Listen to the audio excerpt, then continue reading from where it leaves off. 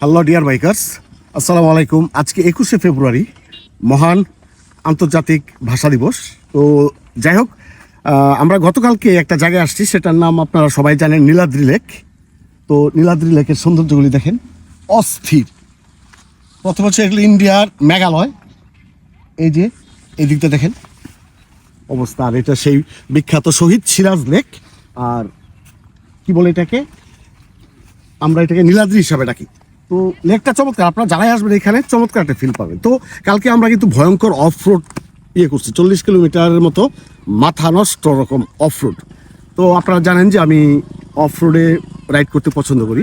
তো এবারও আপনাদের সামনে ইয়ামালুপ নিয়ে সেই অফ রোডের কিছু ফিলিংস শেয়ার করবো। তো যাই হোক, এবার আমার এই অফ রোডিংয়ের পিছনে মূল যে ইঞ্জিন অয়েলটা, সেটা হচ্ছে ইয়ামালুপ সেমি সিনথেটিক। এবারের ট্রিপে আমি টোটালি এই ইঞ্জিন অয়েলটা ইউজ করেছি, এটা একদম ইনস্টল করে নিয়ে এসেছি। তো আপনারা জানেন যে ঢাকা থেকে আপনার পর্যন্ত মহেশখোলা, পাঁচগাঁও, কলমাকান্দা, মহেশখোলা পর্যন্ত রাস্তাটা খুব চমৎকার। তারপরে 40-45 কিলোমিটার বালু, কাদা, মাটি, মানে ভয়ঙ্কর অফরোড। তো সেই অফরোডে আমি সেই ইয়ামালুপ সেমি সিনথেটিক 10W40 ইউজ করেছি। বরাবরের মতো এটা আমাকে অস্থির লেভেলের পারফরমেন্স দিচ্ছে। আর কি বলবো এটার ব্যাপারে, আপনারা অজস্র ভিডিও পান। তো আশা করি যাদের বাইকের গ্রেড 10W40 তারা এই ইঞ্জিন অয়েলটা ইউজ করতে পারেন।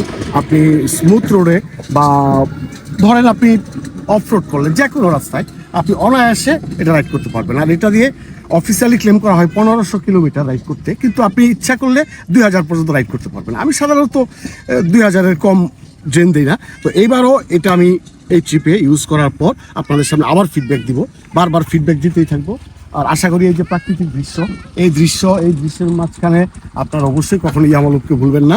বরাবরের মতোই আপনারা ইয়ামালুপ semi synthetic, fully synthetic, RS4GP যেটাই ইচ্ছা হয় আপনারা ইউজ করতে পারেন, এবং অবশ্যই অথেন্টিক ডিলার এবং শোরুম থেকে নিতে পারেন। আজকে ভিডিওটা এই পর্যন্তই। ভালো থাকবেন, আল্লাহ হাফেজ, দেখা হবে নেক্সট ভিডিওতে। আসসালামু আলাইকুম।